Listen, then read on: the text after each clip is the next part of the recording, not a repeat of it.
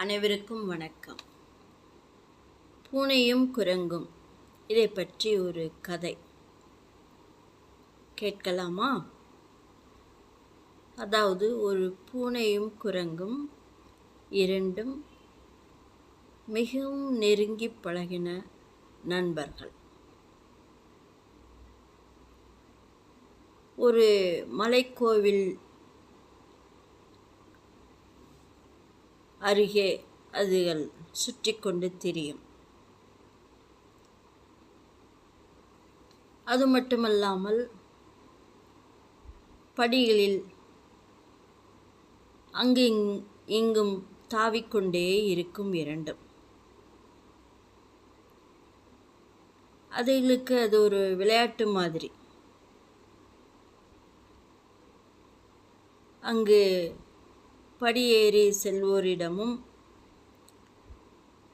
படி தரிசனம் செய்துவிட்டு படி இறங்குவோரிடமும்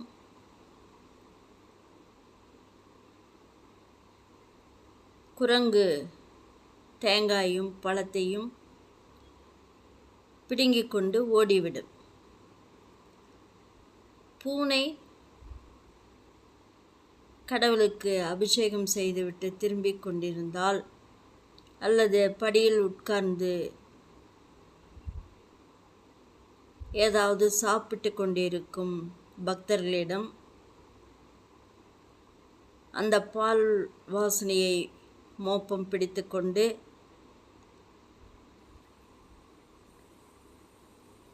பாலை தட்டிவிட்டு குடித்துவிடும். இப்படியே இரண்டும் செய்து வந்தது. பல வருடங்கள் ஆகிவிட்டது. இரண்டும் தாவி தாவி படியை ஏறவும் படியை இறங்கவும் ஓடி ஆடவும் முடியுமா? முடியாதல்லவா? மனிதர்கள் மாதிரி தானே. 5 அறிவு படைத்த விலங்குகளும் அப்படித்தானே. அதுகள் அதிகமாக படியேறவும் இறங்கவும் இல்லாமல் சற்று அங்கு படிகளுக்கு ஓரமாக உள்ள மரத்துக்கடியில் படுத்துக்கொண்டு வேடிக்கை பார்த்து கொண்டு அதுகளுக்கு மிக அருகில் யாராவது வந்து உட்கார்ந்து பழங்களையோ தேங்காய்களையோ இல்லது அபிஷேக பாலையோ ஏதாவது குடித்து கொண்டிருந்தால் இரண்டும் நைஸாக சென்று மெதுவாக, பூனையைப் போல் மெதுவாக அடிமேல் அடி வைத்து என்று சொல்லுகிறோம் அல்லவா? அப்படி சென்று பறித்துவிட்டு அதது உணவை அறிந்துவிட்டு அங்கேயே உறங்கிவிடும். இப்படி இருக்கும் பொழுதே ஒரு நாள் பூனை பாலை குடிக்கவும், குரங்குக்கு தனக்கு உண்டான பழம் தேங்காய் கிடைக்காததால் பாலை கொஞ்சம் கொடு என்று கேட்கவும் இரண்டுக்கும் வாக்குவாதம் வந்துவிட்டது. சரி, இதை யாரிடமாவது சொல்லுவோம், அவர்கள் இதற்கு நீதி கொடுக்கட்டும் என்று இரண்டும் பேசிக்கொண்டது. இரண்டும் மிக மிக நெருக்கம், நட்பு. வருடங்கள் மிக மிக அதிகம் நட்பாக இருந்து ஒற்றுமையோடு வாக்குவாதம் இல்லாமல் வாழ்ந்து கொண்டிருந்தது. இரண்டுக்குமே வயதாகிவிட்டது. வயதான காலத்தில் இரண்டும் முரண்டு பிடித்து கொண்டது. அப்பொழுது அங்கு அருகே இன்னொரு பூனையும் இன்னொரு குரங்கும் வந்தது. அந்த இரண்டிடமும் இந்த இரண்டும் எங்களுக்கு நீதி சொல்லவும் என்று சொல்லியது. அந்த இரண்டும் அதிபுத்திசாலிகள். இந்த இரண்டுக்கும் வயதானதால் மூளை சோர்வடைந்து விட்டது போலும். மனிதர்களுக்கும் அப்படித்தான்.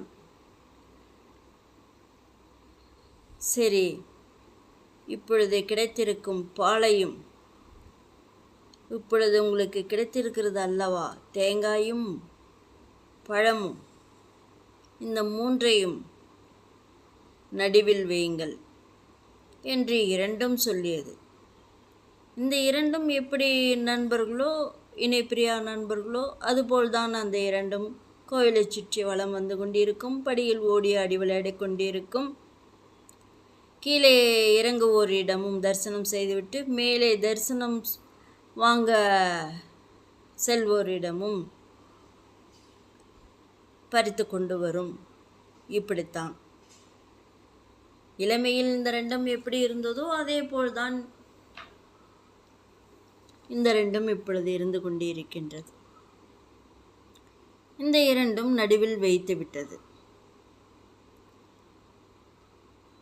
ஏன் இருவரும் சண்டை பிடித்துக் கொள்கிறீர்கள்? குரங்கு கேட்டது. புது குரங்கு. இது ரெண்டும்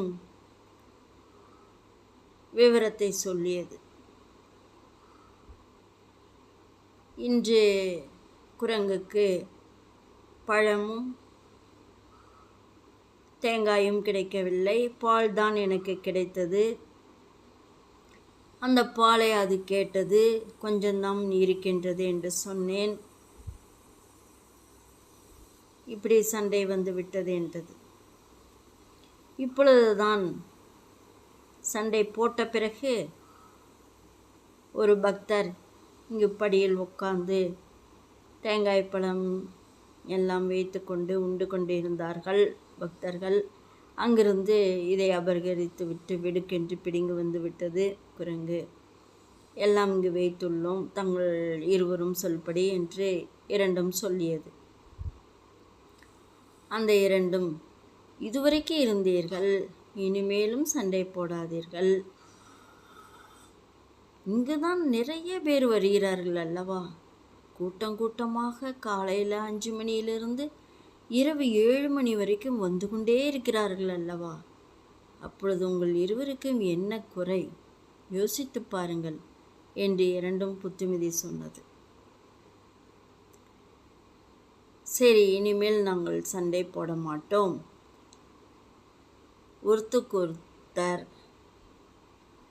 உணவை கொடுத்துவிட்டு தான் உண்போம். எனக்கில்லாட்டியும் இந்த குரங்குக்கு என்று நான் விட்டு விடுவேன் என்று சொன்னது பூனை. குரங்கு சொல்லியது, எனக்கு இல்லாட்டியும் பூனைக்கு விட்டு விடுவேன் என்று சொல்லியது. இரண்டும் கண்ணீர் விட்டது. இனிமேல் அப்படி செய்ய மாட்டோம் என்று. அப்பொழுது அந்த பூனையும் புது குரங்கும் மகிழ்ச்சியுடன், எங்கள் சொல்படி கேட்டு நீங்கள் இருவரும் கேட்டதற்கு மகிழ்ச்சி. உங்கள் இருவரை விட நாங்கள் வயதில் இளையவர்கள். இருந்தாலும் எங்கள் சொல்படி கேட்டு நீங்கள் இருவரும் பழையபடி ஒற்றுமையாக இருப்பதற்கு மிக்க மகிழ்ச்சி, மிக்க நன்றி என்று சொல்லிக்கொண்டு அந்த இடத்தை விட்டு ரெண்டும் நகர்ந்தது. இந்த இரண்டும், நீ சாப்பிடு, இல்லை நீ சாப்பிடு, இல்லை நீ சாப்பிடு, இல்லை நீ சாப்பிடு என்று சொல்லிக்கொண்டே ஒரு 10 நிமிடம் ஊட்டிவிட்டது. அப்புறம் இரண்டும் இது பூனை பாலை குடித்தது. குரங்கு தேங்காயையும் பழத்தையும் நன்றாக சாப்பிட்டது. பூனையும் பாலை நிறைய குடித்தது. இரண்டும், இனிமேல் நாம் எத்தனை காலம் இருக்கப் போகிறோம், இருக்கிற வரைக்கும் பழையபடி நட்பாக இருப்போம், மகிழ்ச்சியாக இருப்போம் என்று சொல்லி இன்றும் இனிமேல் ஒற்றுமையே நமக்கு மகிழ்ச்சியை தரும், ஒற்றுமையே நமக்கு கௌரவத்தை தரும், ஒற்றுமையே நமக்கு உணவுகளை தரும் என்று சொல்லி இரண்டும் மகிழ்ச்சி வெள்ளத்தில் மூழ்கியது. இதிலிருந்து என்ன தெரிகிறது? மனிதனாகட்டும் மிருகமாகட்டும் யாராகட்டும் ஒற்றுமை இருந்தால் எதிலும் வெற்றி பெறலாம் என்று தெரிந்து கொண்டோம் அல்லவா? தங்களிடமிருந்து விடை பெற்றுக்கொள்வது வி.எஸ். ரோமா, கோயம்புத்தூர்.